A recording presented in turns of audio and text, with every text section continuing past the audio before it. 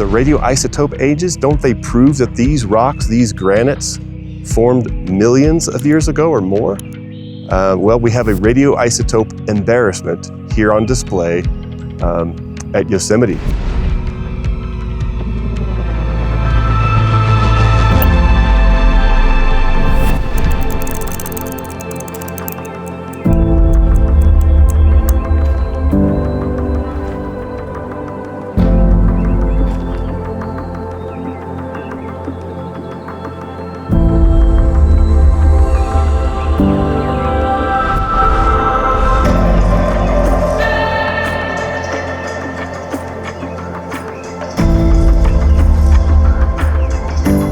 I'm Dr. Brian Thomas of the Institute for Creation Research. Welcome to Creation on Location. And today our location is spectacular, Yosemite National Park.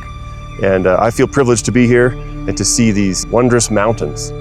Here at the Institute, we stand by a belief that the world is only 6,000 years old. And that is just laughable, even to many Christian leading thinkers. It's an embarrassment to them. And I used to believe that, but I no longer do. And one of the arguments that is brought forward against the position that mountains such as these could have formed, just thousands of years ago. And the radioisotope ages, don't they prove that these rocks, these granites, formed millions of years ago or more? Well, we have a radioisotope embarrassment here on display at Yosemite. So we have these granites. There's a particular flavor of granite called the granodiorite, and this is one of the granodiorites. And then behind us, across the valley, we have more similar granites. In fact, chemically, they're very similar.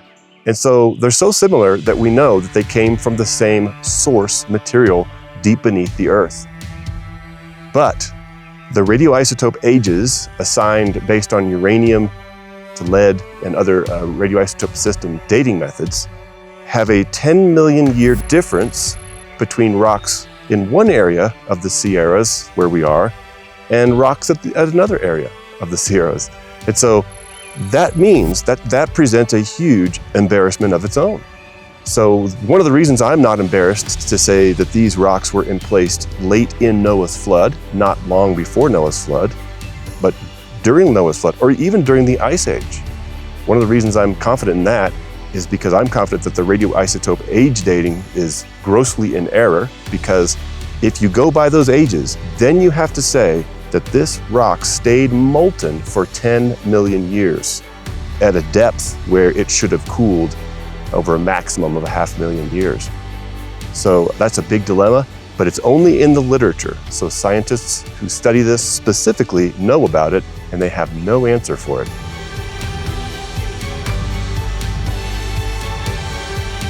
Well, the flood perspective gives an answer. And so according to that perspective, these were lifted up. These rocks were elevated through the country sediments thousands, not millions of years ago. That deletes the whole radioisotope dilemma.